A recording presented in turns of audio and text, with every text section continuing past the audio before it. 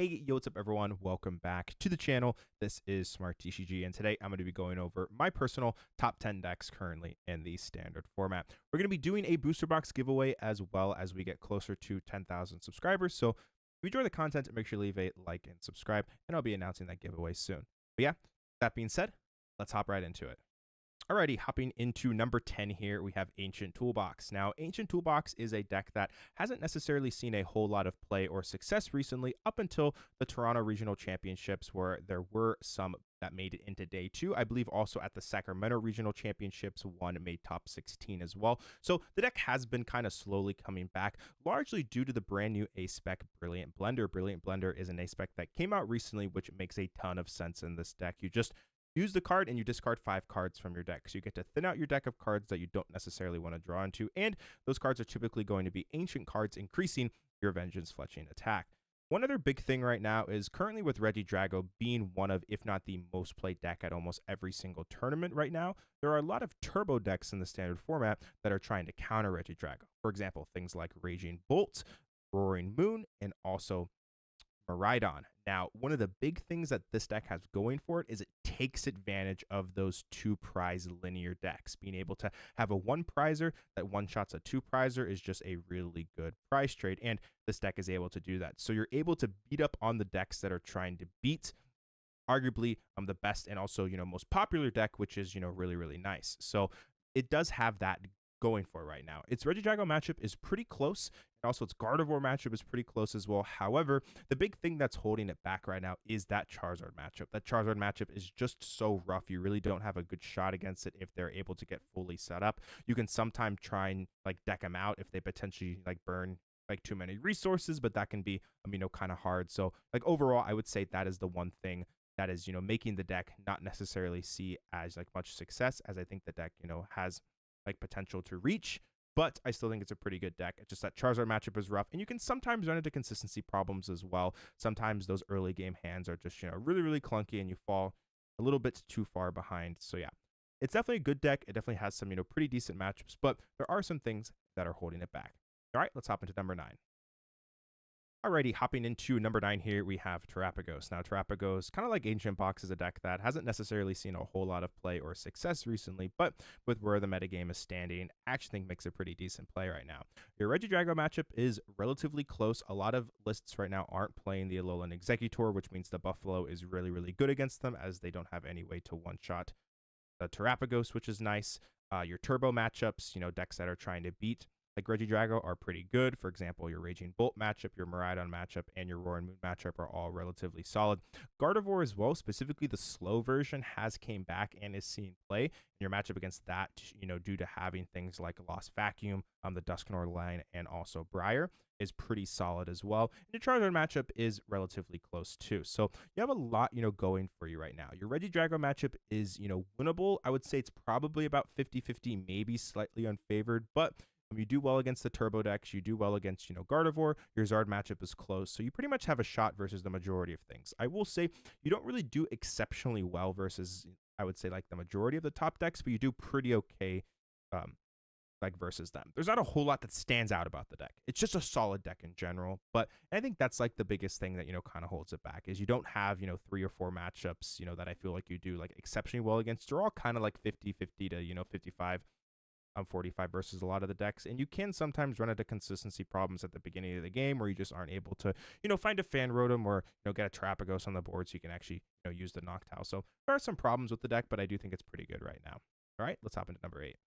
Alrighty, hopping into number 8 here, we have Iron Thorns Dragapult EX. Nice and simple, pretty strong deck right now, being able to use that Iron Thorns' ability to slow down your opponent, use the TM evolution to be able then get down the Dragaloaks and then draw a bunch of cards, use things, like Crispin to power up your Dragaloaks and then go into Dragapult and be able to attack. It's a pretty simple deck. It's pretty solid, has a chance versus most decks in the format just because you can brick your opponent out of the game with the Iron Thorns and, take a big lead. Dragapult, still a very, very powerful attacker. However, its linearity and consistency can sometimes be the downfall of this deck, which is why it's not higher up. It also is, quite slow. So if a deck is able to kind of break through that Iron Thorns at the beginning of the game, specifically something like Regidrago, if they find the canceling clone, things can get quite tough. So overall, Not a whole lot to say in the deck. It's a solid deck right now, can beat, the majority of decks, but runs into some, consistency issues and can just, kind of get ran over a little bit too fast. So yeah, it's a solid deck, but currently I have it at number 8. All right, let's hop into number 7. Alrighty, hopping into number 7 here, we have Raging Bolt. Raging Bolt seems to never die. It kind of always just exists somewhat in the standard format, and I still think it's a pretty solid deck, one of the best turbo decks, in my opinion, the strongest turbo deck currently in the standard format. It does kind of everything, pretty well. It's pretty fast. It's, relatively consistent. You have, a couple options. You can attack with things like Raging Bolt. You also have, Slitherwing as well. Slitherwing is really good to take knockouts on things like Pheasantipity, also one-shotting Terrapagos, one-shotting Rotom as well is quite nice.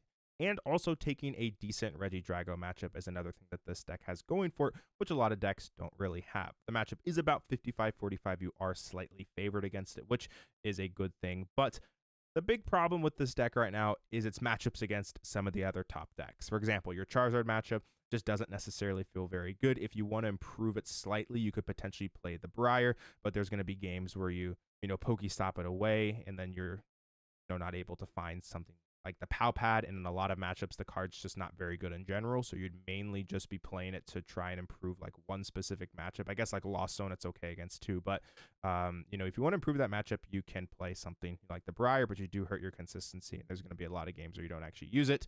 Your Gardevoir matchup is just really bad, and that's like the biggest thing right now, is your Gardevoir matchup is just so bad. If they're able to get set up, they're just, going to be able to attack with things, like Drift Balloon, Screamtail to knock out Squawkabilly and more, and your prize trade just doesn't work very well. However, your deck is very good at taking advantage of players who aren't able to set up. You are very consistent. You are able to get those, turn 1 or turn 2 attacks relatively frequently, and you are able to capitalize better than the majority of decks in the format on players who stumble on that, first or second turn. So there are a couple things, going for it. However, its matchups against some of the other decks not named Regidrago can be quite tough. However, I think it's pretty good. Let's hop into number 6. Alrighty, hopping into number 6 here, we have the list that most recently won the Champions League in Japan, and that is going to be Archlodon. Archlodon, I think, is a pretty good deck. The biggest thing going for this deck is that Regidrago matchup. This is one of the few decks in the format that just absolutely hammers Regidrago. When it gets going, it is built to beat Regidrago. You don't bench a whole lot of Pokemon, so something, like Phantom Dive or Kyurem aren't necessarily major threats. You have heavy bosses orders, Professor Turo, and also scoop up Cyclone to heal yourself, and you're able to, pretty much attack every single turn over and over again. You also have access to things like Star Chronos as well to take big 4-prize turns. I think this deck is pretty good. You also have the double jamming tower. Now, it doesn't fix the Gardevoir matchup, but it makes the Gardevoir matchup slightly better. So yeah, you take a decent matchup against Gardevoir, not great. It kind of comes down to if you're able to find your jamming towers, and you also take a good Regidrago matchup. However, I don't think your Zard matchup is great. I think your matchup against a lot of the turbo decks as well are not very good, as you can just kind of get ran over. So it does have some problems, but I do think this deck is real. I do think it's legit, and if you want a deck that does well against something like Regidrago, then this is the deck for you. All right, let's hop into number 5. Alrighty, hopping into number 5 here, we have Cloth. Cloth has consistently performed recently, and I want to give it its flowers, putting it in the top 5. I think that it is a really solid deck right now. Having access to Cloth and also Terrapagos gives you nice versatility. You have the ability to donk with Petrant as well, which is really cool. There are a lot of, setup-based decks, and you can just, go first and donk them with the poison, which is nice. I think that, Genesect is a pretty cool card. That's a card that I've been testing out, being able to stop things like Prime Catcher, and especially something like Unfair Stamp as well is, pretty nice. But yeah, I think the deck is good. I will say it can feel a little bit chaotic at times. I think that's the big thing that kind of holds it back, is that when it gets rolling, and it feels absolutely incredible. However, there are just some games where the deck kind of draws into like a bunch of cards you want on the second or third turn of the game, and you draw them on the first turn, and then you have to use Squawk to burn them, and you can sometimes run like pretty low in resources, and sometimes your deck can just kind of clog up. So when you get going, it feels absolutely amazing, but that doesn't always happen, which is why it's currently at number 5. It's still a very strong deck, lots of options, and I think it deserves a spot in the top 5. All right, let's hop into number 4.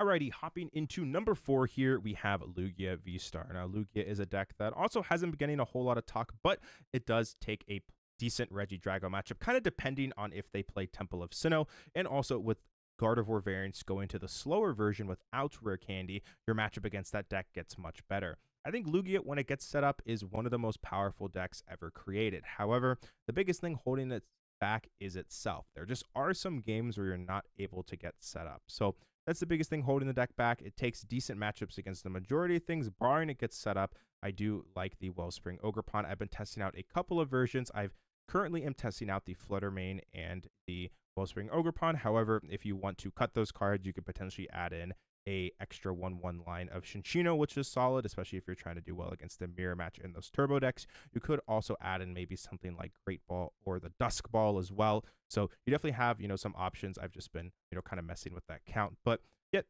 this is my list. Not a whole lot to say. I think it's a solid deck overall, but the biggest thing holding it back is itself. It just sometimes draws in just completely unplayable hands, and it does it at a little bit of a higher percentage than a lot of other these decks in the format. So, yep, overall, incredibly powerful deck when it gets working. All right, let's hop into number 3. Alrighty, hopping into number 3 here, we have Charizard. Charizard has remained at the top of the format for quite some time, and I don't really expect that to change right now. Charizard takes decent matchups against powerful decks like Gardevoir. All of your turbo matchups, for the most part, are pretty favorable as well. You do well against rogue decks, too, with things, like Dusknoir and Briar. The majority of one prize decks you do well against. You just do great against so many things in the standard format. You just are a really, really good deck. You have a shot versus pretty much everything, except the one blemish on this deck right now is the Regidrago matchup. The Regidrago matchup is just not good.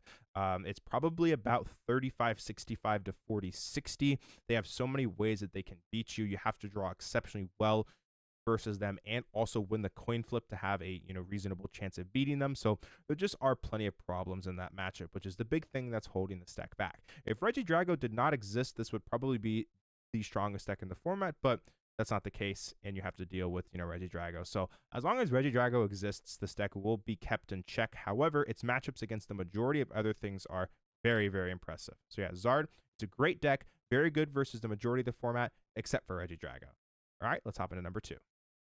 Alrighty, hopping into number 2 here, we have Gardevoir. Now, Gardevoir, this is going to be the slow variant that hasn't necessarily seen a whole lot of play for the past couple of months, but at the Perth Regional Championships, Quito was able to take it down with slow Gardevoir, which kind of put the deck back on the map, got people thinking, okay, slow Gardevoir without the rare candy has a chance to see success. And then we saw multiple very talented players get top 16 at the Toronto Regional Championships with it, and the deck is officially back on the map. This is going to be the deck list that I have built. I've been really, really enjoying it. I do have things, like the Mawile, just like being able to trap certain cards, when you're playing against like Charizard, being able to trap the Pidgeot is really nice. When you're playing against just like Regidrago, like being able to trap something like Squawkabilly or, something, like the Cleffa is just, really, really nice. Just like opens up a lot of, pretty cool scenarios. So yeah, this is going to be the deck. And the list here, I think that Gardevoir takes very similar matchups to Charizard, actually. You do pretty well against the majority of the decks that Charizard does well against. However, the reason why I think this deck is above Charizard right now is that Charizard versus Regidrago is really, really not good. However, Gardevoir versus Regidrago, although not being a favored matchup, I think it's much closer. I would say that Gardevoir takes about a 45-55 at worst to about a 50-50 to Regidrago, whereas Charizard takes probably a 35-65 to, 40-60 matchup. So that, in my opinion, is a difference maker. Charizard and Gardevoir take very similar matchup spreads. However, Gardevoir has a better Regidrago matchup. That's what I think sets it apart from Zard.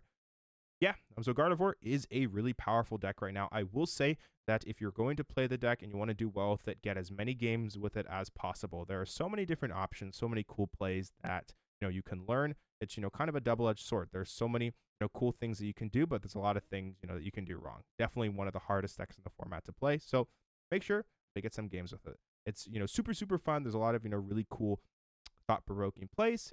At the moment, I think it's the second strongest deck. However, there's one deck that I do think is stronger right now. Let's hop into number 1.